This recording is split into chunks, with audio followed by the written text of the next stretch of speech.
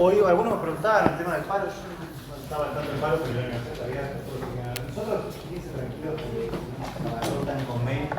Si no hay clases, vamos a avisar. No voy a venir y o se van a hacer la clase online, no se van a enterar. Así que no se vuelvan locos mandando mail de la mañana porque ya se los aclaramos. ¿Sí? O sea, si no hay clases, vamos a comunicar por acá. Bien. Bueno, ¿alguna duda que tengan, chicos, antes de arrancar? Hoy es la primera clase oficial, ya propiamente dicha de contenido, pero es algo administrativo. Respecto del libro, algo que me quieran comentar, si ahí no estuvo o tienen una duda, si no, ya arrancamos. ¿No? ¿Ok? Bien. Bueno, vamos a comenzar entonces. Hoy la idea es hacer una breve referencia a unas cuestiones mencionadas van a hablar. El día de hoy tenemos parte histórica, que algo ya hablamos, pero un poquito. Y después vamos a arrancar con todo lo que tiene que ver con las características del derecho internacional y los sujetos, ¿sí? Que algo ya estuvimos hablando, pero la idea es ahora clasificarlos y ver en profundidad cada uno de los sujetos de derecho internacional que vamos a ir estudiando a lo largo de la materia. En realidad hoy vamos a hacer un pantallazo de cuáles son los sujetos y a medida que avancemos, los distintos temas del derecho internacional van a hacer referencia a algunos de estos sujetos, ¿sí? Bien. Respecto a la cuestión histórica, yo les había dicho como que vamos a clasificar tres periodos grandes de la historia del derecho internacional. Uno que sería el periodo antiguo, si quieren, los preclásicos, en donde lo que primaba eran las relaciones de subordinación, en donde el Estado que era más fuerte, en ese momento no podemos hablar de Estados, pero bueno, para decirlo así de esta manera, aquellos que tenían un poder más grande, político, militar especialmente, se imponían sobre los otros. ¿Sí? Los ejemplos que habíamos dado era el derecho en la Roma antigua, Grecia antigua, etc. Y acá lo que vemos es que no hay una priorización acerca del derecho internacional, ¿sí? Porque no se lo vislumbraba de esa manera. Los griegos no eran un pueblo que, si bien hay priorización acerca del derecho, no era como los romanos. Los romanos ya saben que se especializaron, fueron muy conocidos en el mundo antiguo, de hecho así nos llega a nosotros, en lo que tiene que ver con la teorización del derecho. Sin embargo, la cuestión del derecho internacional todavía no estaba definida en ese momento, no era muy clara, se mezclaba un poco lo que era el derecho internacional público con el derecho internacional privado, pero sí había una conciencia de que existía un derecho que era distinto a lo que llamaba el ius civil, ¿sí? El derecho romano. ¿Y cómo se llamaba ese derecho? ¿Se acuerdan? Derecho humanitario. ¿Cómo? Porque en ese momento todavía no se hablaba de derecho humanitario. Derecho común, el derecho común, ¿sí? Ese es el derecho que era común a todos. ¿Para qué se aplicaba ese derecho común? El derecho civil solamente se aplicaba a los ciudadanos romanos. Cuando empiezan a expandirse, ¿sí? Especialmente con el imperio, ¿sí? Romano, necesitan regular aquellas relaciones que se daban en las provincias, ¿sí? Había distintas clasificaciones, contraparto organizativo, pero a grandes rasgos, de las provincias y con ciudadanos extranjeros. Entonces, bueno, todos, por más que fueran parte del Imperio Romano, iban a adquirir automáticamente la ciudadanía romana. Entonces, ese derecho es el derecho del ius gentium, ¿sí? Van a ver cuando esta referencia en el digesto, en las institutas, siempre se hace, menciona esta cuestión, esta diferencia.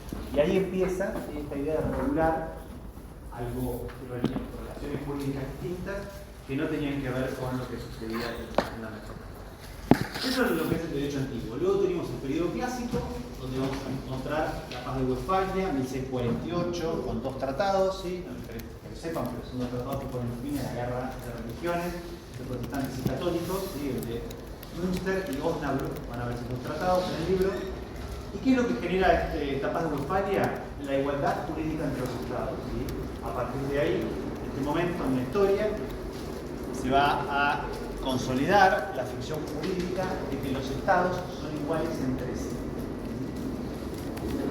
Se respeta, se va a respetar la soberanía, se va a respetar a rajatabla, pero va a haber una conciencia de que el otro estado es igual a mí, independientemente de su poder económico, militar, etc.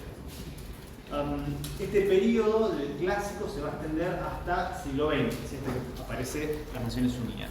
Durante este periodo clásico se empieza a conformar las bases de lo que va a ser el derecho internacional público, de raíz eminentemente europeísta, ¿sí? Esto no quiere decir que otros estados también ayudaran a conformar el derecho internacional público, pero los estados europeos eran los que llevaban a cabo podemos decir, las acciones principales para que esto suceda. ¿Qué va a suceder durante este periodo pre-onusiano? Hay varios, digamos, como eventos importantes que van a marcar el desarrollo del derecho internacional y algunas de las instituciones. Vamos a hacer referencia no solamente hoy, sino en general, a partir de que avancemos con distintos temas, a muchos temas históricos. No hay tiempo de conocerlos, conflictos, etc. Cualquier cosa, si hay algo que no lo conocen, me lo preguntan, ¿sí? Lo paso por arriba o lo que fuera. Les voy a mencionar algunas de las cuestiones más importantes que están en este periodo, Paz de Westfalia hasta principios del mediados del siglo XX, para ver qué es lo que nos interesa a nosotros respecto al derecho internacional.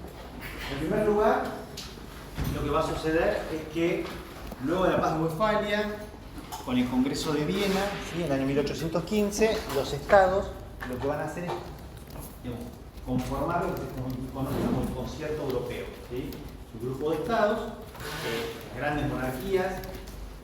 Piensen que acá se consolidan los grandes estados europeos, ¿sí? El tema del Estado-Nación, tal cual lo conocemos con sus territorios, esto coincide con las monarquías absolutas. Este concierto europeo luego va a agregar a Francia, que no estaba incluida en el primer momento, con lo que es la conferencia de Aquisgrán, y a partir de ese momento se forma lo que se llama el directorio.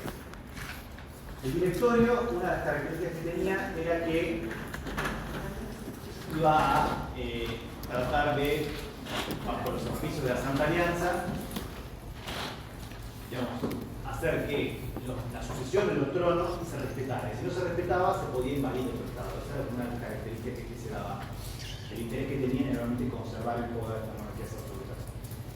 El Reino Unido no estaba, en ese momento llamado Reino Unido, Gran Bretaña no estaba de acuerdo con esto, es una argumento por el cual se separa, y acá empiezan, digamos, los inicios de lo que fue el conflicto de la Primera Guerra Mundial. ¿Sí? Por un lado, vamos a tener dos bandos que se van a enfrentar, uno, ¿sí? Alemania, Turquía, Austria, y el otro el resto de los estados europeos. ¿Qué es lo que sucede en este periodo? Si vamos a la Primera Guerra Mundial, termina, ¿sí? ¿Qué pasa luego de la Primera Guerra Mundial? Ustedes lo mencionaban, se crea la Sociedad de las Naciones, ¿sí? La Liga de las Naciones, que es la primera organización multilateral. Después lo vamos a ver en detalle cuando veamos Naciones Unidas, las diferencias que había entre una y otra organización. ¿Sí? Pero lo importante es que en este periodo se va a crear esta organización. Previo a que se diera esto, se va a dar lo que se llama la gran expansión colonial europea, ¿sí? Que va a marcar las características de muchos continentes, especialmente lo que es África y Asia. Nuestra colonización es una colonización muy antigua, ¿sí? O sea, lo que es el continente americano ya es anterior, tiene que ver con el periodo renacentista, ¿sí? O sea, la corona española y la corona portuguesa conquistan, podemos decir, gobiernan todo el continente latinoamericano muy anteriormente, con lo cual, al momento en el cual nosotros nos independizamos, ahí empieza la colonización europea en África, por ejemplo. Entonces, en nuestro caso es un caso distinto. Cuando veamos adquisición de territorio, parte de la adquisición de territorio, vamos a hacer un poco de referencia a esto. Pero referente a lo que es el periodo colonizador europeo, ¿sí? Especialmente africano y asiático, vamos a tener un hito importante, la conferencia de Berlín, 1885. ¿Qué pasa acá en la conferencia de Berlín? Los estados europeos se dividen en el continente africano, ¿sí? Así como lo ven. Si van al texto de la conferencia, lo buscan por internet, van a ver que Alemania se adjudica determinados territorios, por ejemplo, lo que es Namibia, el Reino Unido otro, Francia, todo lo que usted ya probablemente le suena, no sé, Congo, Kinshasa, que es el Congo Brazzaville, que es el Congo más chiquito. Bélgica lo mismo con el Congo Kinshasa, Portugal un montón, tenemos 10 territorios, Mozambique, Angola, Cabo Verde, etc. Y así. Cuando pasamos a lo que es la Primera Guerra Mundial, los perdedores de la Primera Guerra Mundial tenían territorios allí. Por ejemplo, Turquía, por ejemplo, Alemania. ¿Qué pasa con esos territorios? Se crea el sistema de mandatos. Después vamos a hablar un poquito sobre esto. El sistema de mandatos es un sistema en el cual las potencias vencedoras van a administrar esos territorios de las potencias vencidas. Y así es como, ¿qué va a suceder? Por ejemplo, los territorios que tenía el Imperio Otomano, lo que era Palestina, lo que vendría a ser Palestina, Chipre, en algunos territorios norteafricanos, como por ejemplo Egipto, pasan a la corona británica, sean territorios Algunos los administra Francia, como por ejemplo el Medio Oriente, y el norte de África. Namibia, que era alemán, lo empieza a administrar Sudáfrica. Vamos a volver sobre la cuestión de qué es lo que pasa con Sudáfrica en Namibia. Y así, ¿sí? Eso se llama el sistema de mandatos. Esta situación va a repetirse con la Segunda Guerra Mundial. Los estados que pierden la Segunda Guerra Mundial, que administraban determinados territorios, van a colocarlos, algunos otros no, bajo el régimen de lo que es el sistema de administración fiduciaria. Vamos a volver sobre esto. Todo esto que yo mencionando como una introducción, vamos a ir viendo cada uno de estos temas más adelante. Esto es como para que vean un poco, delinean el mapa mundial y todos los conflictos que hay hoy en día o que se han suscitado, muchas veces tienen un origen en el tema colonial. ¿Sí? Y este sería como muchas veces, por ejemplo, que hoy en día tengamos base británica en Chipre, bueno, hasta Coirán hace una semana, viene de cuando Chipre se independiza del Reino Unido. El Reino Unido mantiene algunas bases. La influencia francesa del norte de África, el Medio Oriente, todo esto viene de estos periodos y situaciones. Bien, cuando llegamos a lo que es la década del 30, 1930, vamos a encontrar esta cuestión, digamos, de lo que es la Segunda Guerra Mundial. Termina la Segunda Guerra Mundial, se crea la Organización de las Naciones Unidas, que vamos a hablar la clase que viene. ¿Sí? Es la primera organización multilateral, digamos, que supera a la Liga de las Naciones. La Liga de las Naciones van a ver que fracasa por varios motivos. En primer lugar, porque no establecía una prohibición del uso de la fuerza de forma absoluta. Uno podía acudir a la fuerza en caso de que agotara todas las instancias previas, que había solución de controversia. Y dos acontecimientos importantes, que fue la invasión de Italia en Etiopía y la creación del estado Manchukuo, que era un estado que crea Japón en la región de Manchuria, en China, a donde pone como gobernante al último emperador chino, que en ese momento ya no tenía ningún rango dinástico, podríamos decir, hace que, bueno, fracase finalmente esta organización. Las Naciones Unidas, la característica que va a tener es que prohíbe específicamente el uso de las fuerzas, ¿sí? Eso lo vamos a ver al final del cuatrimestre, pero eso es lo que hace que supere, ¿sí?, a la Liga de las Naciones. Me dirán, bueno, pero si prohíbe el uso de la fuerza, ¿qué pasa ahora? Vamos a ver en detalle cuáles son las excepciones, cuándo se puede utilizar, cuándo no, etc. ¿Sí?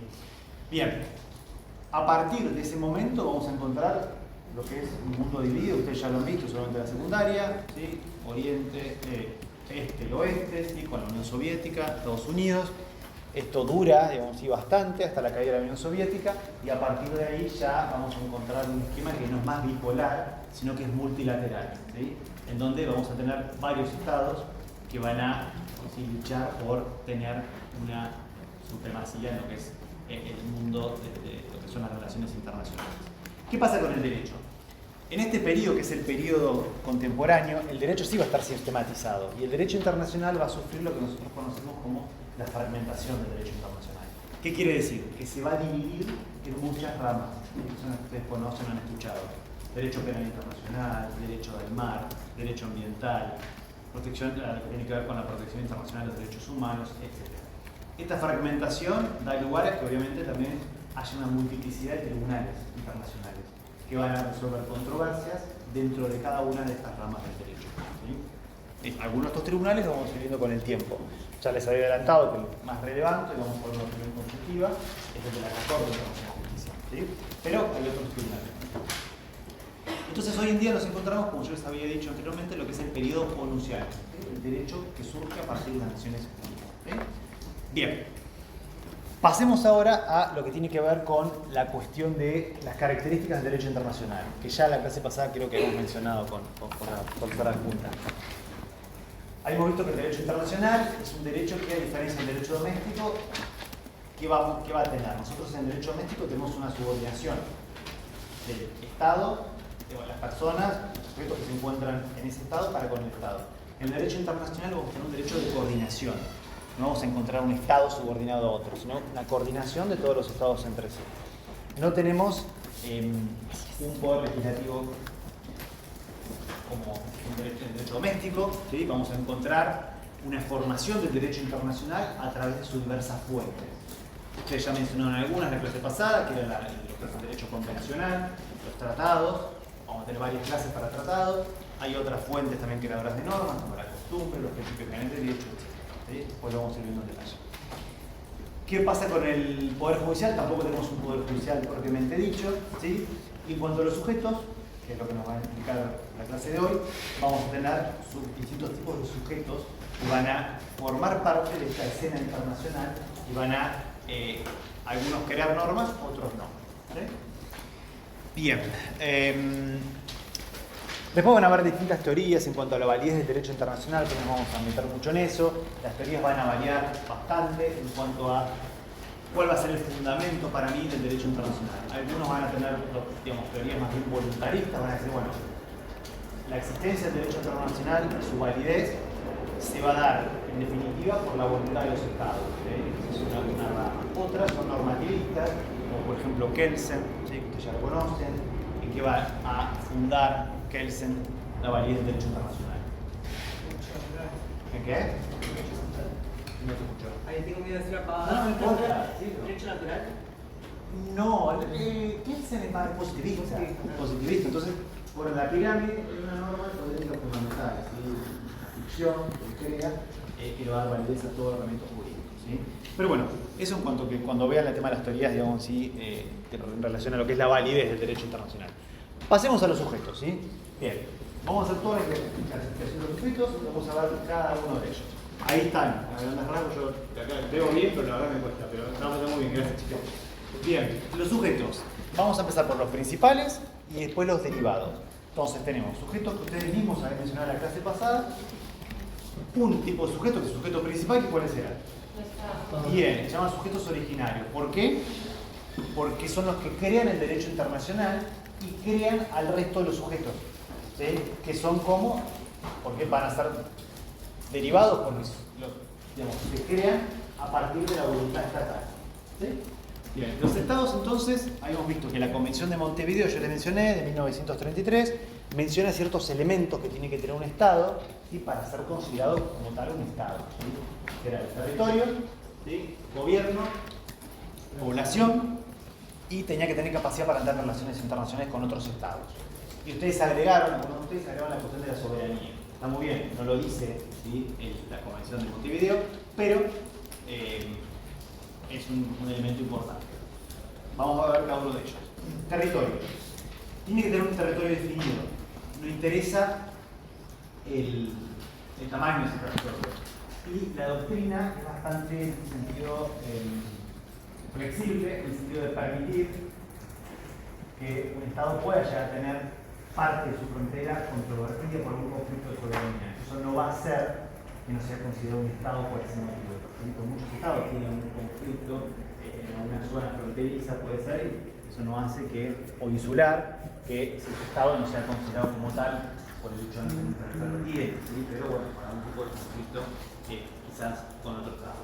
La población, tampoco interesa la cantidad de población, que tiene una población permanente.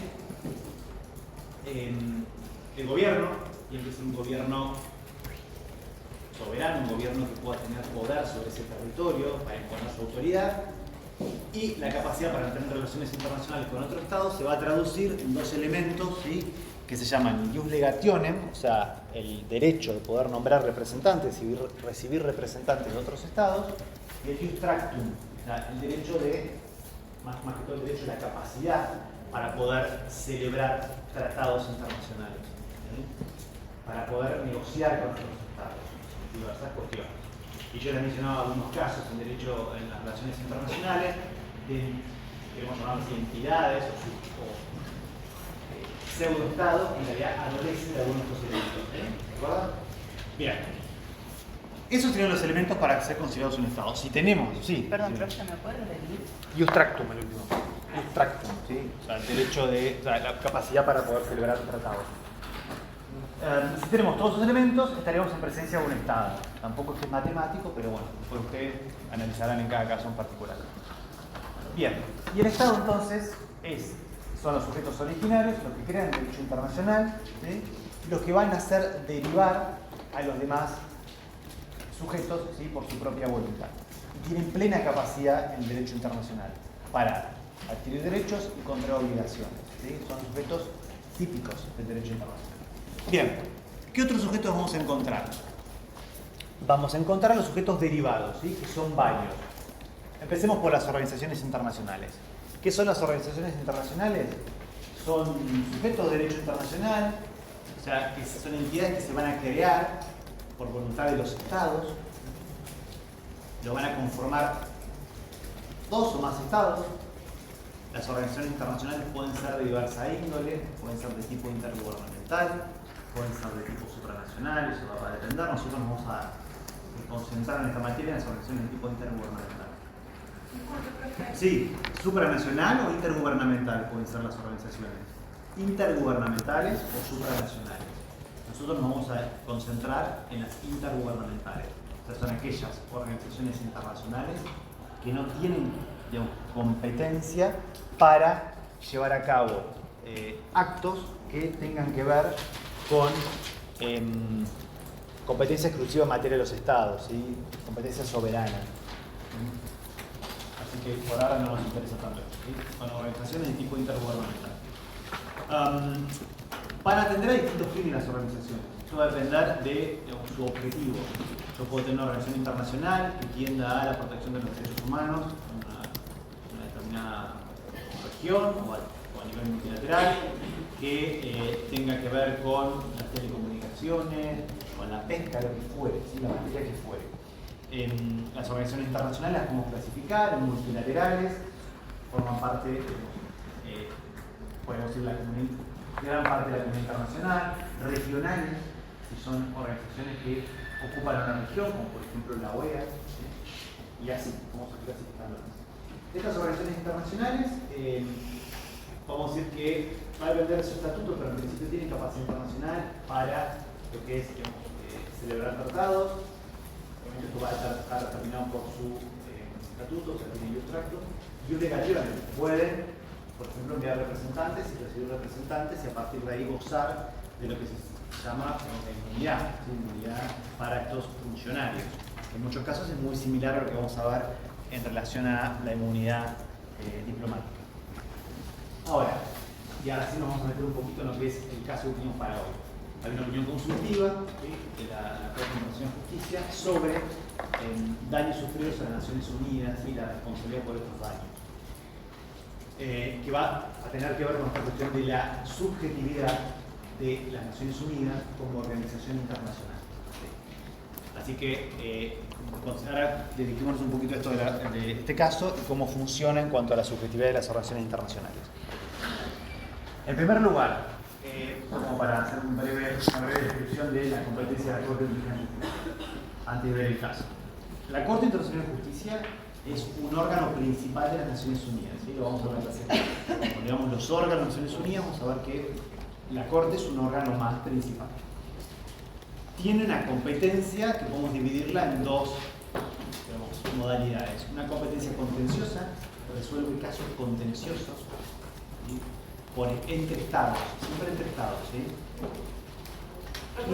Sí, la Corte es un órgano principal de las Naciones Unidas que tiene 2 competencias. Una competencia que es contenciosa, resuelve casos contenciosos entre estados, y una competencia consultiva. La competencia consultiva lo que va a hacer va a consistir en la emisión de una opinión consultiva que tiene por objeto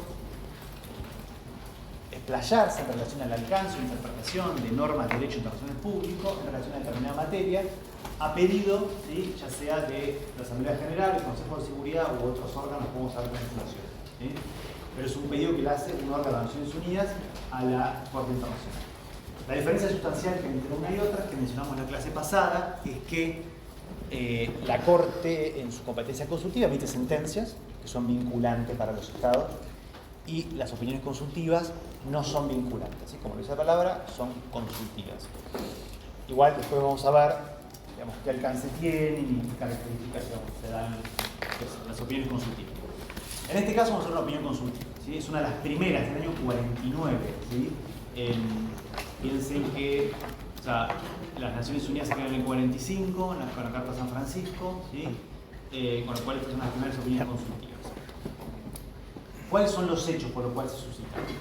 Los hechos eran los siguientes, acá ya nos metemos un poquito en lo que es el conflicto, origen del conflicto de Medio Oriente, ¿sí? Cuando termina, a ver, el territorio de lo que hoy es Palestina e Israel, antes se llamaba Palestina nada más. ¿Sí? Este territorio modernamente había sido parte del Imperio Otomano, ¿sí? O sea, antes de lo que era lo que hoy día es Turquía, junto con otros territorios. Cuando Turquía pierde la Primera Guerra Mundial, como ya les dije, este territorio se somete al mandato del Reino Unido. ¿Sí? Y el Reino Unido va a administrar este territorio junto con otros, ¿sí? Durante muchos años. Al finalizar, ya prácticamente cuando finalizaba la Segunda Guerra Mundial, acuérdense todo lo que vimos en la clase pasada, lo que había sucedido con la Shoah, etc., ya había muchos inmigrantes judíos que llegaban, ¿sí? Al territorio de Palestina, y había muchas fricciones entre pueblos árabes y pueblos judíos. Bueno, que fue las Naciones Unidas en el 45, cuando recién se crea, tiene este gran conflicto que empieza a surgir entre ambas comunidades, y lo que hace es proponer un proyecto, un plan de división de este territorio llamado Palestina para crear dos estados, el Estado palestino y el Estado judío. No había mucho, no estaban, digamos, por decirlo así, que no era muy aceptado, ¿sí? Esta división, y, digamos, se los hago resumido, ¿sí? Cuando Israel declara su independencia en el 48, ¿sí? Ahí se suscita conflicto. ¿Por qué? Porque, digamos, no se había aceptado este plan de división, y entonces cuando se declara la independencia en el 48, el conflicto se recrudece mucho más. Ya para ese momento el Reino Unido prácticamente se había ido, se había dejado todo en manos de la población local y se va. Entonces ya tenemos un Estado que se independiza y otro que no logra consolidarse en un Estado. Y ahí empieza, es uno de los grandes orígenes del conflicto, digamos así, en Medio Oriente, ¿sí? Bien, durante este periodo empiezan a haber los primeros conflictos, ¿sí? Armados en la región. A raíz de este conflicto va un representante de las Naciones Unidas, un funcionario, ¿sí? Al lugar, in situ, para lograr negociar, tratar de mediar, ¿sí? Con los actores locales, que es el conde Bernadotte, ¿sí? Eso era un funcionario de las Naciones Unidas, un enviado, que era de la nacionalidad sueca, ¿sí?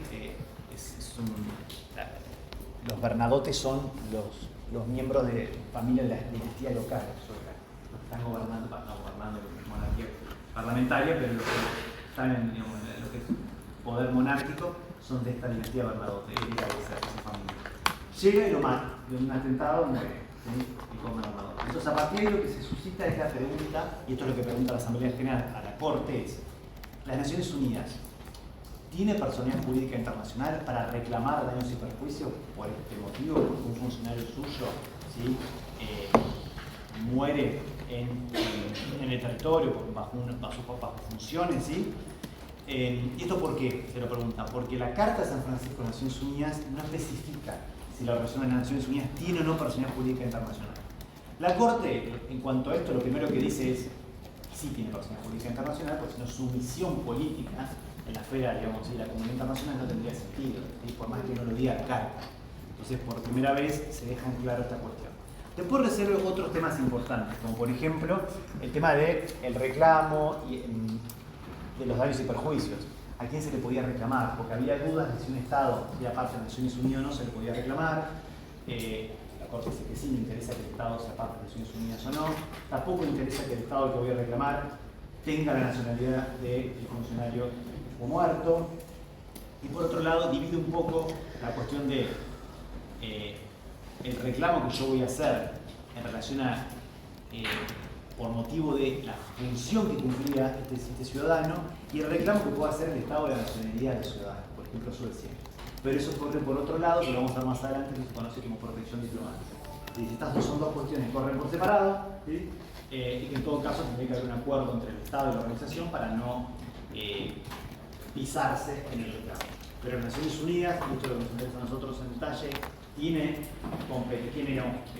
subjetividad para hacer un reclamo, en este caso a Israel, porque Israel ya era un Estado.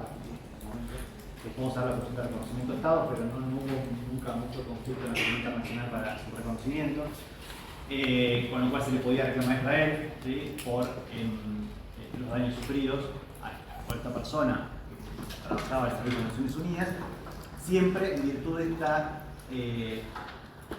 competencia funcional, ¿sí? Que iba a tener las Naciones Unidas. Y esto es lo que nos interesa en relación a estas cuestiones. Ya hoy en día, el tema de la subjetividad internacional, en general los tratados internacionales lo especifican.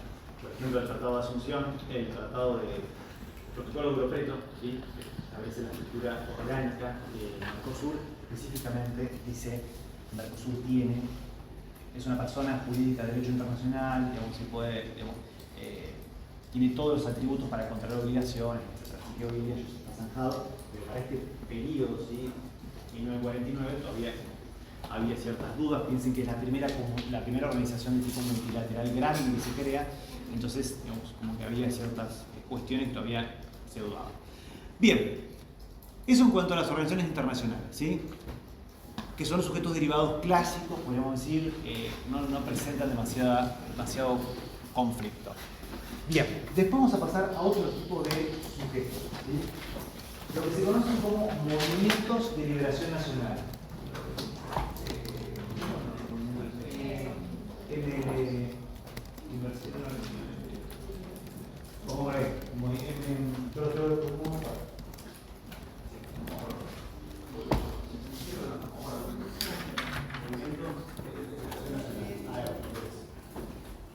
Movimientos de liberación nacional, ¿sí? Después tenemos grupos beligerantes, ¿sí? No sabía que no pueden luchar por la determinación. Sí, puedo aparecer así. Bien. Movimiento de liberación nacional, grupos beligerantes, individuos, inversores extranjeros, etc. Vamos a ver cada uno de ellos, ¿sí? Empecemos por lo que son los movimientos de liberación nacional. ¿Qué son estos movimientos de liberación nacional? Y acá viene a colación todo lo que yo les explicaba de la colonización europea, ¿sí?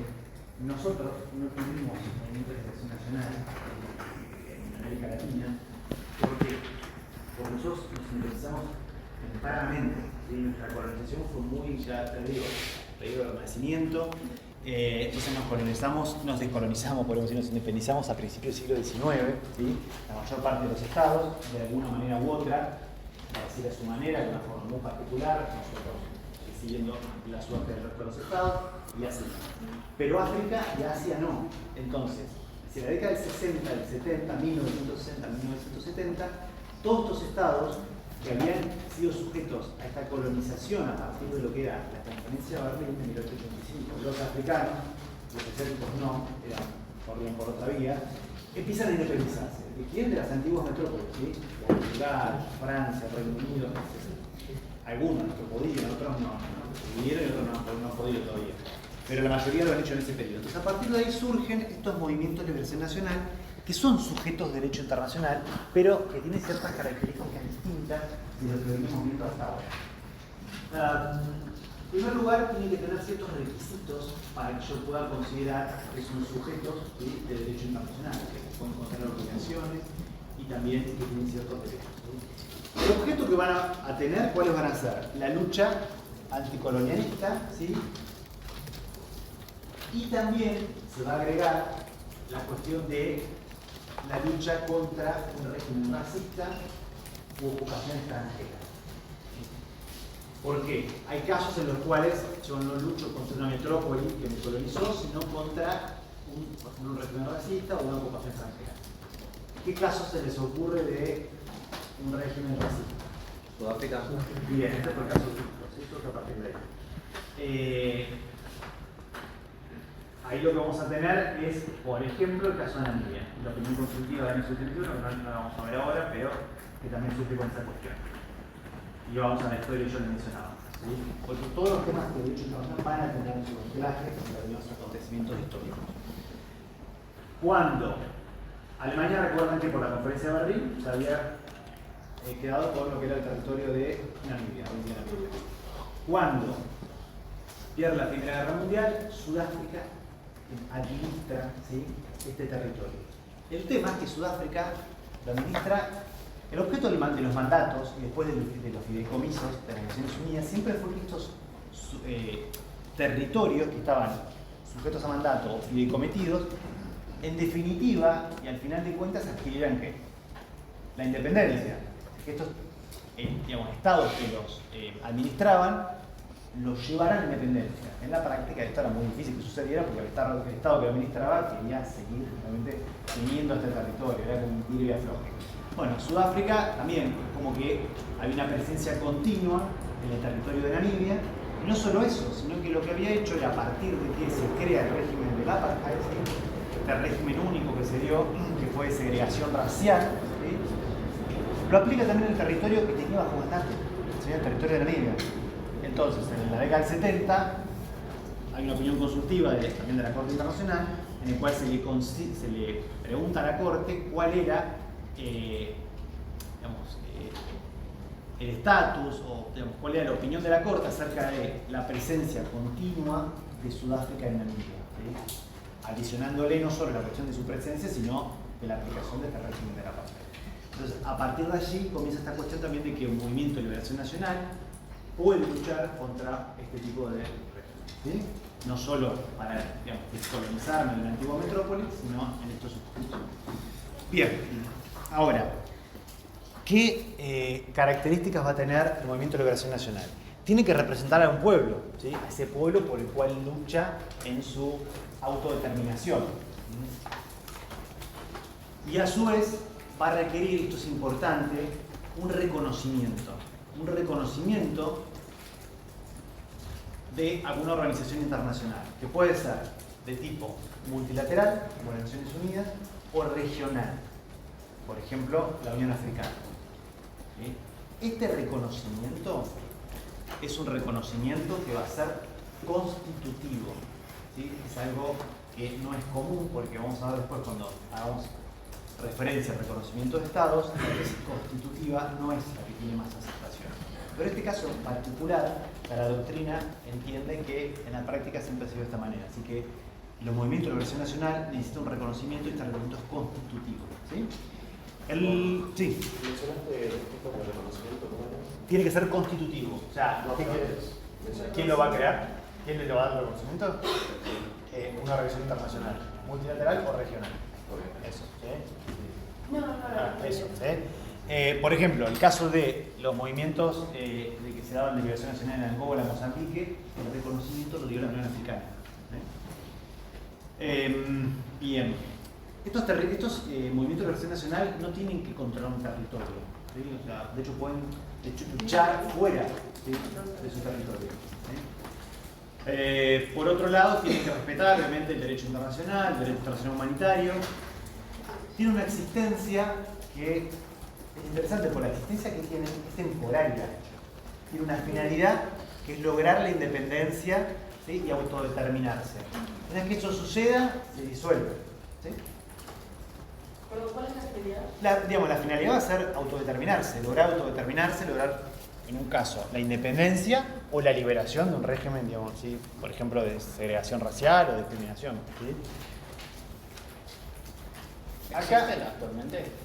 Movimiento de liberación, no, ya no hay casi, porque el Movimiento de Liberación Nacional para Palestina, la OLP, medio que ya no tiene mucha, hoy día, o sea, está como observador en las Naciones Unidas, pero ha perdido bastante peso en relación a con todos los conflictos que hay, el tema de que la autoridad palestina, en realidad, ya sí es reconocida por muchos estados como un representante del Estado palestino, como que ya no ha perdido un poco de peso y aparte ha sido dejado de lado por organizaciones como por ejemplo Hamas, que han adjudicado la representación de cierta parte del pueblo palestino, etc. Entonces, como ya no tiene el peso de antes. En realidad, los movimientos de liberación nacional tienen su relevancia en esta década, 60, 70, un poco más quizás, ¿sí? Bien, hay un tema, ¿sí?, que después lo vamos a ver más adelante, pero estos movimientos tienen la obligación, ya sea de respetar estas normas de derecho internacional que yo les mencioné, y a su vez la integridad territorial de otro Estado. Y acá está toda la cuestión que vamos a ver más adelante, cuando ustedes me preguntaban, lo vamos a ver cuando vamos Malvinas, esta cuestión de qué pasa con Cataluña, yo les agregaba Quebec o cualquier otro tipo de Escocia. La autodeterminación de los pueblos, digamos, no es, el derecho a autodeterminación no es absoluto, ¿sí? La Carta de las Naciones Unidas pone como límite la integridad territorial. ¿Esto qué quiere decir? Si la provincia de Mendoza mañana quiere autodeterminarse, si yo me quiero independizar de Argentina, ¿lo puede hacer? por este principio? No. ¿Por qué? Porque está la integridad territorial de la Argentina antes, ¿sí? Vamos a ir viendo después el tema de la autodeterminación de los pueblos. Esto no es que es blanco-negro, pero en principio, este principio está concebido para lo que fue este periodo de tiempo, ¿sí?, de descolonización de las metrópolis. Después se extiende a estos regímenes de segregación racial, discriminación racial, ocupación extranjera. Vamos a ver lo que es la ocupación. ¿Sí? La ocupación extranjera es un caso particular de presencia de un Estado extranjero en un territorio, con un conflicto armado, podemos ver. Eso también. Pero fuera de ese contexto, la interpretación doctrinaria es muy restrictiva. ¿Sí? Y hay como distintos tipos de posibilidad de autodeterminarme, pero en definitiva, para no romper, no violar el principio de integridad territorial, tendría que haber un acuerdo con el Estado central. Que, por ejemplo, no pasó en Cataluña cuando se quiso independizar, ¿sí? Recuerdan, terminaron todos presos. Pero sí sucedió en Escocia y en Quebec, donde hubo un acuerdo con el gobierno central, y entonces se llevó a cabo un referéndum. ¿Sí? Eso sería como lo que se llama autodeterminación, digamos, consensuada. ¿Sí? El resto de los casos, para casos excepcionales, que la doctrina, digamos, vislumbra, tienen que haber ciertas circunstancias muy particulares y no estaría permitido, ¿sí?, en el derecho internacional. Después lo vamos a ver más adelante esto como para que tengamos una idea. Bien, los movimientos de liberación nacional tienen jus tractum y tienen jus legationem. Pueden celebrar acuerdos, ¿sí?, obviamente, y a su vez pueden, por ejemplo, nombrar representantes. ¿Por qué? Porque si son observadores en una organización internacional, estamos hablando de que tienen jus legationem, ¿sí? Y jus tractum también. Bien. Después, cuando lean este capítulo, fíjense bien, porque lo que nos interesa a nosotros es cuál es la diferencia entre estos sujetos de derecho internacional. Van a ir viendo del Estado, que es el que más, ¿sí?, es el que tiene, digamos, competencia plena para todo, el resto van a ir menguando en sus capacidades, ¿sí? Por ejemplo, estos movimientos de relación nacional, como ya le digo, no tienen un territorio, no tienen una población, son sujetos particulares, necesitan ciertos requisitos, etc. ¿Okay? Bien, pasemos ahora a los grupos beligerantes, ¿sí? ¿Qué son los grupos beligerantes? Los grupos beligerantes también son sujetos de derecho internacional, pero tienen que cumplir ciertos elementos para que esto suceda. Se tratan de grupos armados que están organizados militarmente, ¿sí?, bajo órdenes de un comando principal, de un comando central, ¿sí?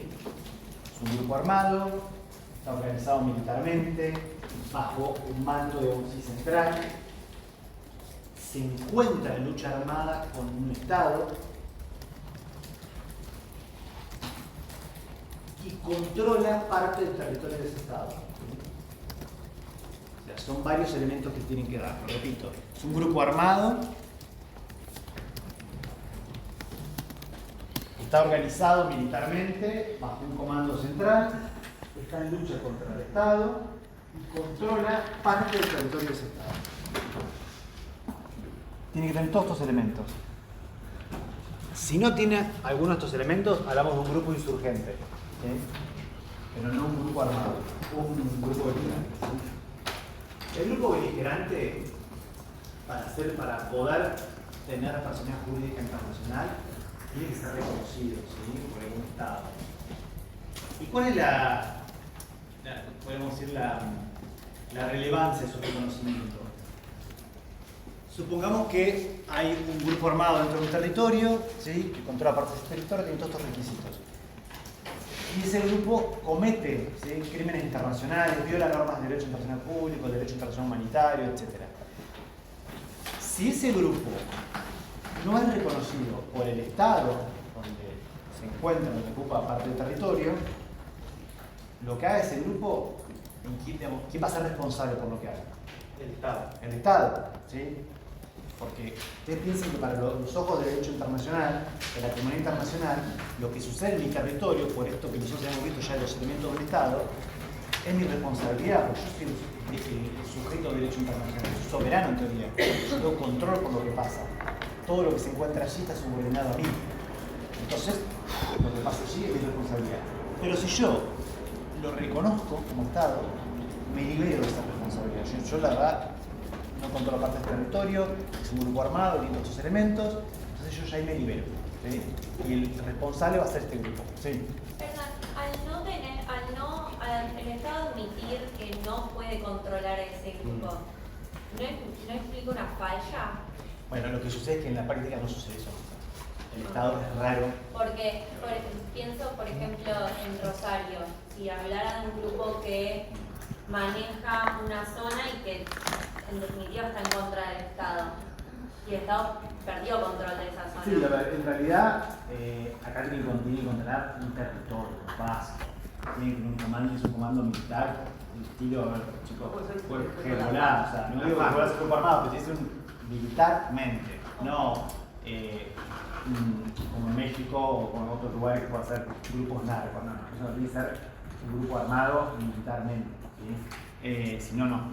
Y tiene que controlar parte de un territorio, como si controlara, por ejemplo, o sea, la mitad de la provincia de Córdoba, algo así, o sea, no. Sí. Bueno, el caso de las FARC, sí. El caso de las FARC, por ejemplo, sí. El tema este que ustedes mencionan es raro que se reconozca de esta manera.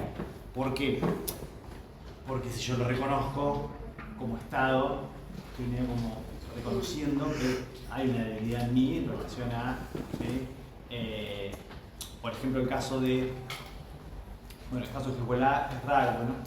Porque en realidad no es un gris, pero ahora últimamente, si ustedes ven, el gobierno del Líbano está como haciendo ciertas declaraciones, etcétera, pero tampoco dejan claro que no es que se libera 100% al decir yo no controlo el territorio, en la práctica no lo hace, o la parte sur del Líbano no la controla, y Hezbollah lo que quiere, pero no es que oficialmente, digamos, si hace una declaración, ustedes no han visto el ministro, digamos, de Exteriores, o el primer ministro libanés diciendo nosotros no reconocemos a Hezbollah, no controlamos, no.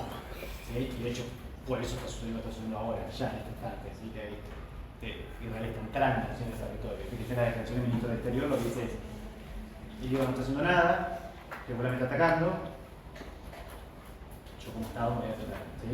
O sea, esa es la relevancia que tiene el tema de los grupos armados, ¿sí? En el derecho internacional. O sea, ¿a quién le atribuye Israel la responsabilidad de lo que sucede allí? Directamente al gobierno del Líbano. ¿Sí? Porque se encuentra dentro del territorio del Líbano. Igual, yo le digo, el tema de los grupos armados es complejo, ¿sí? No es que es matemático. Pero, desde el punto de vista de la doctrina, nosotros tenemos que ordenarlo, especialmente para lo que tiene que ver con la responsabilidad internacional. Entonces, los elementos que ustedes tienen que tener en cuenta son estos, tienen que tener todos esos elementos. Si no los tienen, hablamos de un grupo insurgente, ¿sí? Que a los efectos de la responsabilidad internacional es importante porque no la va a tener, siempre va a ser del Estado. En el caso que un Estado lo reconozca, va a tener posición jurídica internacional y va a contraer obligaciones y puede contraer derechos, ¿sí?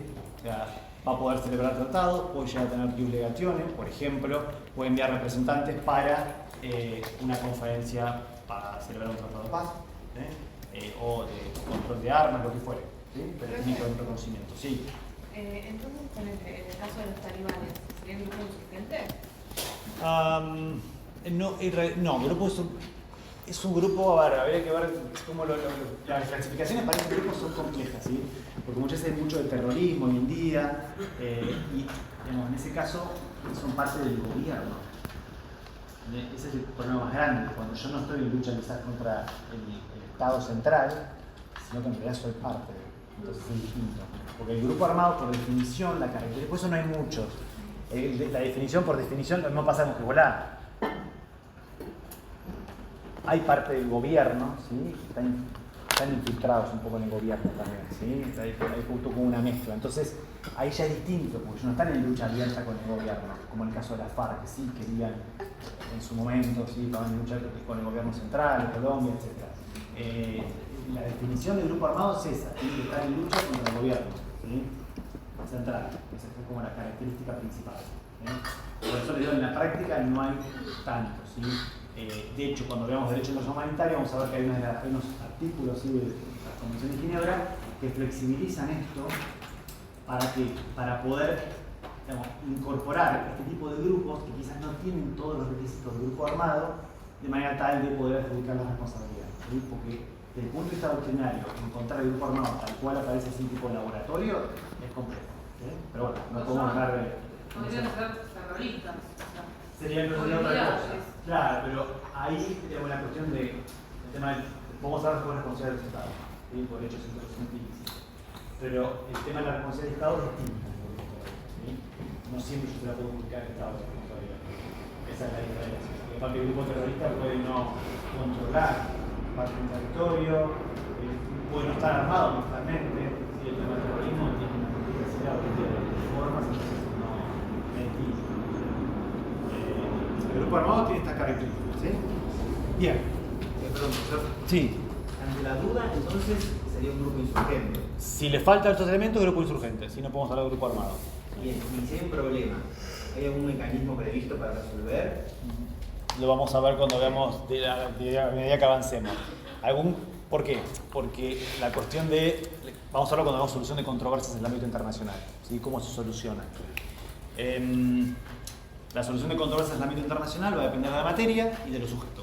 No todos los sujetos pueden ir a los mismos mecanismos y no todos los mecanismos, digamos, tienen la misma, podríamos decir, eficacia. Entonces va a depender. No siempre puede ir a un tribunal para resolver, por ejemplo, este tipo de conflictos. De hecho, es raro que yo pueda acceder. ¿Sí? Generalmente este tipo de situaciones las van a ver en tribunales penales internacionales, o muchas veces estas controversias pueden resolverse por mecanismos que no son de tipo jurisdiccional, sino diplomático, como negociaciones, mediación, etc. ¿Sí? Por ejemplo, mediación como cuando fue el Cornel Bernadotte a Medio Oriente, que fue asesinado por un comando israelí, o sea, es como que va a ir dependiendo. Pero no hay un mecanismo específico para solucionarlo. ¿Sí? Esto en virtud de la fragmentación que yo les mencionaba del derecho internacional. Bien, pasemos ahora a otros sujetos, los individuos. Los individuos no requieren mucha complejidad, ya lo mencionamos la clase pasada. Los individuos empiezan a adquirir subjetividad internacional a partir de qué? ¿Qué les parece? A ver, ¿de qué materia? Bueno, penal puede ser en relación a la obligación que tienen de no cometer crímenes internacionales, pero en virtud de la fase activa. Derechos humanos. Bien, a partir de las distintas declaraciones, todas las declaraciones del 48, americano, universal, y todos los distintos mecanismos de protección del derecho internacional de los derechos humanos o regionales en particular, tenemos un mecanismo que es, digamos, multilateral, y después tenemos mecanismos regionales, son los más cómodos, no digo que son los más eficaces, pero tienen un trabajo bastante sustancioso, el africano, el americano y el europeo. A partir de ahí van a ser sujetos de derechos. ¿Sí? Obviamente los individuos tienen una subjetividad sumamente restringida, ¿sí? En el ámbito del derecho internacional. ¿Por qué? Porque no en todos los, por ejemplo, mecanismos de protección de los derechos humanos pueden acceder directamente. ¿Sí? En el ámbito americano ustedes ya saben que no. ¿Sí? En el ámbito europeo, por ejemplo, el Consejo de Europa, lo que es el Consejo de Europa en el ámbito europeo, el plan de Estrasburgo, puede ir directamente. En el ámbito de la Unión Europea también pueden ir directamente, pero igual todo va a depender del sistema. ¿Sí? Lo importante es que en estas dos fases, como sujetos activos, ¿sí? Tienen en cabeza derechos que, digamos, van a poder proteger ellos mismos o a través del Estado, y en materia de lo que es derecho penal, por ejemplo, no pueden cometer crímenes internacionales. A partir de allí va a surgir la subjetividad de los individuos, obviamente restringida. De ahí, digamos, sí, que hablemos de sujetos derivados, porque en definitiva todo esto debe depender de la voluntad de los estados.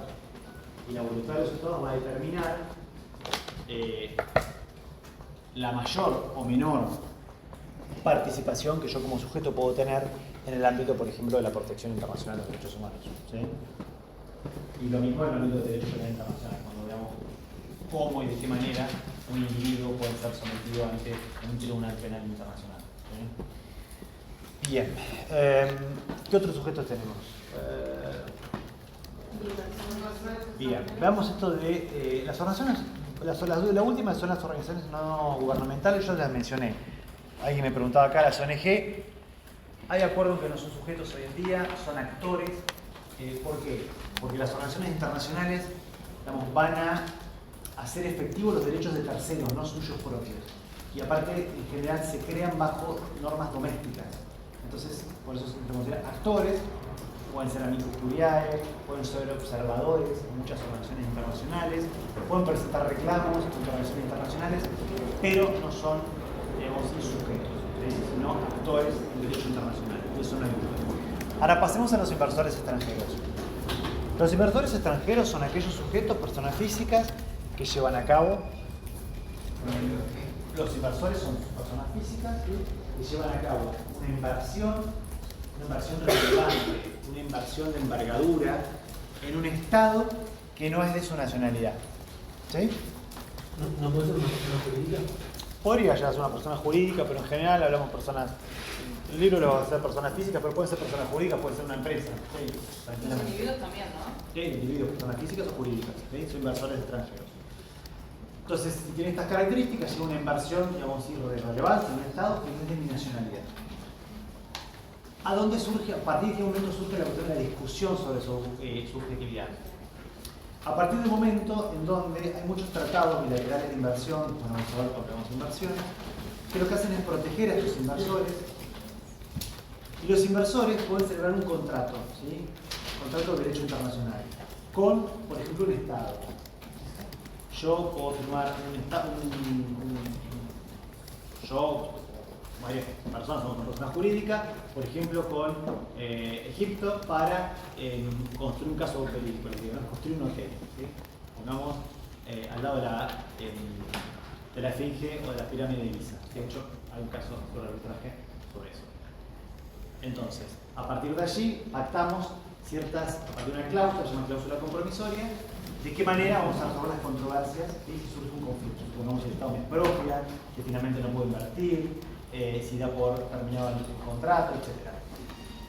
Y la forma de solucionar las controversias, en la mayor parte de los casos, prevé la creación de un tribunal arbitral. Es un tribunal internacional, también lo vamos a ver.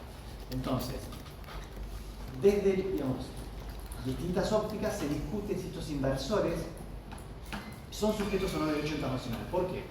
Porque si surge un conflicto, estos inversores van a poder activar esta cláusula e ir al tribunal internacional, este tribunal arbitral, para resolver la controversia. Y a partir de allí existe esta discusión acerca de si este derecho que tiene el inversor es propio o es derivado del Estado. Y hay dos tesis.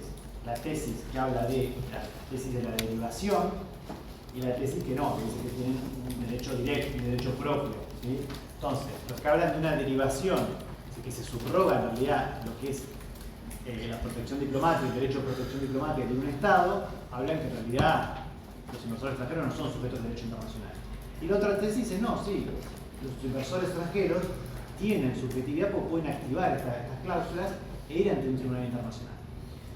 No está zanjada esta discusión, pero lo cierto es que, de mi punto de vista, y también de parte de la doctrina, cierta subjetividad internacional tienen desde el momento en que yo puedo ir a un tribunal internacional. ¿Limitada? Sí, obviamente, fíjense, en comparación con otros sujetos, sumamente limitada. O yo no puedo contraer, más allá de los derechos y obligaciones están circunscriptos a este tema, digamos, sí, de la inversión, no fuera de este caso. No tengo posibilidad de celebrar un tratado internacional, obviamente, no tengo obligaciones. O sea, si quiero encontrar algún tipo de subjetividad, es esa, no otra. ¿Sí? Pero bueno, esto es un sujeto discutido, sépanlo. ¿Sí? Hay doctrina que está a favor, doctrina que está en contra. Lo importante es que sepan las dos, por qué a favor, por qué en contra. Cuando veamos después ya inversiones, lo van a tener mucho más, lo vamos a ir viendo como más claro. Todos estos sujetos, ¿sí?, los vamos a ir estudiando en acción a medida que avancemos con los distintos temas de derecho internacional. Estas primeras clases van a ser pura y exclusivamente de ver los distintos elementos, ¿sí? Ahora vemos los sujetos de derecho internacional. Después vamos a ver las fuentes. Y después cuando vemos las fuentes vamos a ver otros elementos y así hasta que veamos ya ustedes ya conozcan todas las particularidades y podamos ir estudiando los distintos temas, ¿sí?, específicos de las ramas de derecho internacional. Bien. Por acá no vamos a ver si lo mencioné. Bien. Pasemos ahora a los sujetos que se llaman sui generis, ¿sí? Están ahí, ¿lo ven? A la izquierda. ¿Por qué decimos que son sujetos sui generis? O sea, la palabra está latina. Van a ver que al derecho internacional le gusta mucho una de las frases latinas, así que acostúmbrense. No tenemos más latín, pero bueno, la facultad ya hace muchos años, no nos vendría mal, pero bueno, acostúmbrense a esto porque son la terminología que utiliza el derecho internacional. Los sujetos sui generis, ¿por qué se llama sui generis? Porque bueno, la palabra lo dice, tiene un género propio, ¿sí? O sea, una naturaleza jurídica propia que es distinta a lo que veníamos viendo hasta ahora. Y hay un acuerdo, acá en cualquier universidad que estudien, la materia nuestra tiene la particularidad que si ustedes la van a estudiar en cualquier otro lugar del mundo va a ser la misma. Seguramente habrá una materia en vez de Malvinas, habrá una materia sobre algún conflicto o tema específico nacional, pero el resto son generales, comunes. Los sujetos sui generis hay acuerdo en la doctrina, son estos tres: la Iglesia Católica, la Soberana Orden de Malta y la Cruz Roja Internacional, el Comité de la Cruz Roja Internacional. Y algunos de ustedes mencionaban estos sujetos la clase pasada, decían la Iglesia Católica, mencionaban la Cruz Roja Internacional, nos faltaba ¿sí? La Soberana Orden de Malta. Empecemos por la Iglesia Católica. La Iglesia Católica, ¿sí? ¿Por qué hablamos de la Iglesia Católica y no otra iglesia? Bueno, por la relevancia y el poder que ha tenido en la historia, ¿sí? En la formación del derecho internacional y de las relaciones internacionales. La Iglesia Católica, podemos decir que la reconocemos como una comunidad de fieles, ¿sí? Pero también tenemos algunos elementos que la pueden llegar a confundir. Por ejemplo, la Ciudad del Vaticano, que diferencial, la Santa Sede, que diferencial que es una cosa y la otra. Bueno, algunos van a ver algunos autores que identifican la Santa Sede como el sujeto, como la Iglesia Católica. En general, el sujeto de derecho internacional es reconocido como la Santa Sede, como la Iglesia Católica. La Santa Sede es el organismo que la representa en la Feria Internacional, por eso van a ver que en las Naciones Unidas, cuando ven el cartelito, es el Holy See, ¿sí? No hablan ni siquiera Iglesia Católica, la Santa Sede. Y la Ciudad del Vaticano es el asiento territorial que se encuentra, ¿sí? El espacio territorial. La Iglesia Católica no siempre estuvo situada en Roma, pero, salvo antes de todo el periodo que tenían del periodo de los papas de Aviñón, pero en principio Roma. Y el territorio propio comienza a partir del 44, cuando celebra tratados con, en ese momento, Mussolini, los tratados de Letrán, que le dan el territorio actual que ustedes conocen, ¿sí? Ese es el territorio de la Santa Sede. La Iglesia Católica es un Estado confesional, ¿sí? Que tiene una organización interna, derecho que aplica, emite pasaportes, acuña moneda, da nacionalidad, puede celebrar tratados que se llaman concordatos con la Santa Sede. Tiene ius legationem, ¿sí? Y fíjense si no va a tener derecho ius legationem, que tiene representantes, puede recibir representantes, se llaman nuncios, ¿sí? Los embajadores. Pero bueno, tiene ciertas características que el resto de los estados no tienen. Por ejemplo, que la nacionalidad es más bien funcional, no es que uno adquiere nacionalidad por nacer allí, ¿sí? Está inserto dentro de un territorio más amplio que es Italia, que asume la responsabilidad de determinadas cuestiones, ¿sí? Tiene ciertos tratados con Italia al respecto, especialmente en materia de lo que es criminal, etc. Es un Estado que es miembro observador, por ejemplo, de las Naciones Unidas, no se involucra en conflictos, digamos, armados, su máximo, digamos, sí, funcionario, que es el Papa, no es elegido de manera democrática, pero tiene una función muy importante en el ámbito internacional, que ¿cuál es? Mediar, ¿sí? Mediación. Entonces tiene ciertos elementos que lo hacen distinto a cualquier otro sujeto que hayan visto anteriormente, ¿sí? Pero lo importante es que tiene ius tractum, tiene ius legationem, ¿sí? Eso es importante que lo tengan en cuenta. Y después la forma en que se llaman, digamos, los tratados que celebran, bueno, es una particularidad de su subjetividad. Pasemos a la Soberana Orden de Malta. ¿Qué es la Soberana Orden de Malta? La Soberana Orden de Malta es un sujeto de derecho internacional también que tiene ciertas particularidades.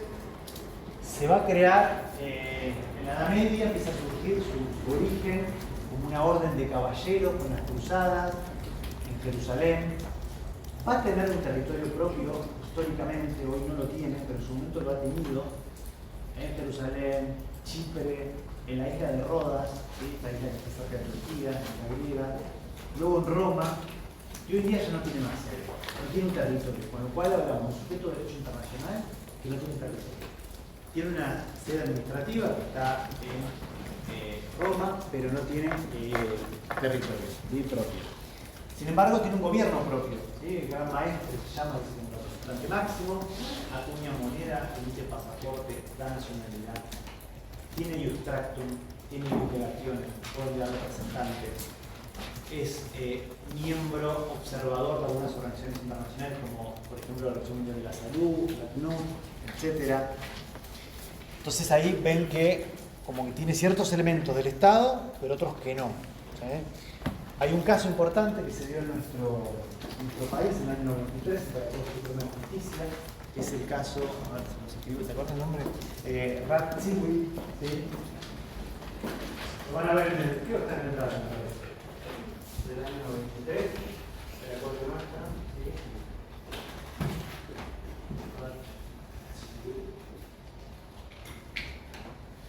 Este caso tiene que ver con la cuestión de la competencia originaria de la Corte Nuestra, la Corte Suprema, y se discutía, querían entrar en un aparato que era, creo que era para analizar temas, digamos así, de ocular en un hospital y con ciertas franquicias, etc. Lo que se discutiera si tenía competencia originaria o no, en virtud de que estaba relacionado con el embajador nombrado acá, de la Soberana de Malta. O sea, nosotros reconocemos a la Soberana de Malta como un Estado. Y ahí la Corte empieza a analizar su subjetividad y compara con otros Estados y afirma que es un sujeto de derecho internacional que puede nombrar representantes en el Tribunal de Naciones. Y esa es como la relevancia. La función que va a tener hoy en día es más que todo humanitaria. ¿Sí? Por ejemplo, hay representantes de la Orden de Malta que lo que hacen es, cuando un paciente, por ejemplo, quizás no tiene familiares, lo asisten, lo acompañan, tiene finalidades humanitarias, sobre todo, hoy en día. ¿Sí? Por eso parte de la CNUR, la Organización Mundial de la Salud, etc. Pero bueno, lo importante es que es un sujeto de derecho internacional, pero es sui generis. ¿Por qué? Porque tiene características que el Estado no tiene. ¿Sí? Bien. ¿Qué más nos queda? Comité Internacional de Cruz Roja. Tengo una duda Sí. con respecto a la Iglesia Católica. ¿Cuál? La Iglesia Católica, sí. Sí, entonces, el Vaticano no sería lo mismo que Iglesia Católica en cuanto a... En realidad, la Ciudad del Vaticano es el asiento territorial, que es la Ciudad del Vaticano. Es el lugar donde se encuentra la Iglesia Católica. ¿Sí? Y la Santa Sede es el órgano que lo representa en el exterior. Bueno, la Iglesia Católica es un concepto en sí mismo, ¿sí? Claro. Es como, pero digamos, sola no es que va caminando a algún lado. En definitiva, cuando hablamos de las potestades, hablamos de las potestades del Vaticano como Estado. El Vaticano, a ver, igual esto yo te lo digo, puede ser en cuenta otro libro que diga otras cosas, ¿sí? Pero en principio, esta diferencia entre Ciudad del Vaticano, Santa Sede, Iglesia Católica, viene dado, podríamos decir que a grandes rasgos está dada por esto. La Iglesia Católica es el sujeto de derecho internacional, ¿sí? La Santa Sede es el órgano que la representa en el exterior, y la Ciudad del Vaticano es el asiento territorial donde se encuentra, ¿sí? Que surge a partir de los tratados de Letrán de 44. Esa sería como la diferencia, como para tener una idea bien delimitada de qué es una cosa y qué es la otra. Puedo encontrar un autor que diga otra cosa, ¿sí? Pero en principio esa sería como la diferencia entre una cosa y otra. Igual van a ver que muchas veces Ciudad del Vaticano, Santa Sede, se usa de manera indistinta, ¿sí? Por lo mismo con la Iglesia Católica, cosas que se usan indistintamente. Bien, y nos quedaría el Comité Internacional de Cruz Roja. ¿Cuándo surge el Comité Internacional de Cruz Roja? El origen lo va a tener con un ciudadano suizo, ¿sí? Durán, ¿sí? Henri Durán, en el año 1863, luego de la batalla de Solferino. Él lo que quiere es como para mitigar un poco los efectos de los conflictos armados, al haber sido testigo de esta batalla, poder dar protección a los heridos combatientes en batalla, las poblaciones locales, las mujeres y los niños, ciertos lugares, etc. Entonces, el origen de la Cruz Roja Internacional va a estar dado siempre por esta cuestión de su involucramiento en lo que es el derecho internacional humanitario. El derecho internacional humanitario es el derecho que se aplica a los conflictos armados. ¿Sí? ¿Y qué va a regular? La suerte de los heridos, los enfermos, los combatientes en mar, los combatientes en tierra, aquellos espacios, lugares que no pueden ser atacados, las personas que se ponen en cuenta de combate, las personas que son tomadas rehenes,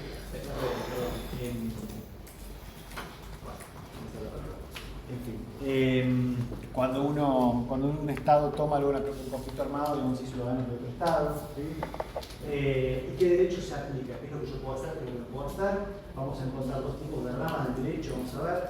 Uno se llama derecho de Ginebra, que es el derecho que se aplica a los conflictos armados, en realidad, más que todo, dar protección a las personas y los lugares, y el derecho Laya, que es el que tiene que ver con los métodos de combate. Por ejemplo, qué tipo de armas se pueden utilizar, qué tipo de armas no se pueden utilizar, qué tipo de métodos de combate son admitidos, qué tipo no. Y acá, bueno, ustedes no pueden decir, pero ¿cómo? Si el uso de la fuerza está prohibido, está bien, el uso de la fuerza está prohibido, pero el derecho internacional es consciente de que conflictos siguen sucediéndose, entonces esto hay que regularlo de alguna manera. ¿Sí? O sea, hay reglas, ¿sí?, que se van a aplicar en los conflictos armados. Por eso ustedes ven hoy día en los diarios, en televisión, en cualquier lugar, que en estos conflictos armados que se dan, no siempre, pero muchas veces, cuál es la práctica de los estados. Por ejemplo, si yo voy a atacar un determinado lugar, aviso antes a la población local para que se retire. Ese tipo de situaciones realmente las hacen los estados porque intentan cumplir de alguna manera con el derecho internacional humanitario. Después vamos a ver en detalle. Bien, el Comité Internacional de la Cruz Roja tiene ius tractum, tiene ius legationem, o sea, puede celebrar tratados, por ejemplo, acuerdos de sede, tiene, por ejemplo, un estatus de observador en Naciones Unidas, trabaja mucho con lo que es la Corte Penal Internacional. Fíjense cuando fue toda la cuestión de la liberación de rehenes israelíes, ¿sí?, en Gaza, cómo participó la Cruz Roja Internacional ahí. La Cruz Roja Internacional es distinto de lo que tiene que ver con la Cruz Roja doméstica. ¿Sí? Es otra cuestión. Tiene su objetividad internacional, la Cruz Roja Internacional con sede en Ginebra. La Media Luna Roja, Medio Oriente, el Maguen Adon David en Israel y las asociaciones nacionales son otra cuestión, ¿sí?, pero no son el sujeto de derecho internacional. Entonces su función va a ser esencialmente esta, la cuestión de participar en lo que es la elaboración de las normas, ¿sí?, la interpretación de normas de derecho internacional humanitario. De hecho, todos los convenios de derecho internacional humanitario, los grandes convenios, se celebran bajo sus auspicios, ¿sí? Tiene una sede que es en Ginebra, ¿sí? El origen lo tiene a partir del trabajo en ciudadano suizo, bueno, tiene sede en Ginebra y es apolítica, aestatal, no responde a ningún Estado, ¿sí?, no responde a ningún partido político, ¿sí? Con lo cual acá vemos también por qué la particularidad, cuando yo decía es distinto a otros sujetos de derecho internacional. ¿Por qué? Porque a diferencia de un Estado no tiene un territorio, pero tiene una sede, ¿sí? ¿Es una organización internacional común y corriente como otras? No, ¿sí? ¿Por qué? Porque tiene ciertas particularidades, porque bajo sus auspicios se crean normas de derecho internacional, que sin embargo, de una manera u otra, tiene ciertas características parecidas a la de una organización internacional. La diferencia es que no la crean los Estados, ¿sí? Aunque los Estados participan en su funcionamiento, una especie de híbrido, por eso se llama sujetos sui generis. Bien, hay otros sujetos que no son tan relevantes, pues lo van a ver, no sujetos, sino categorías discutibles, como pueblos indígenas, etc. Pero como no son sujetos propiamente dicho, los voy a dejar para que lo vean ustedes. La clase que viene, si tengan alguna duda, me lo informan. Bien, fue un montón, pero ya sé que fue un montón, y después va a ir un poco más tranquilo, van a ver, la clase que viene tiene Naciones Unidas. Y bueno, si tienen alguna duda, traigan la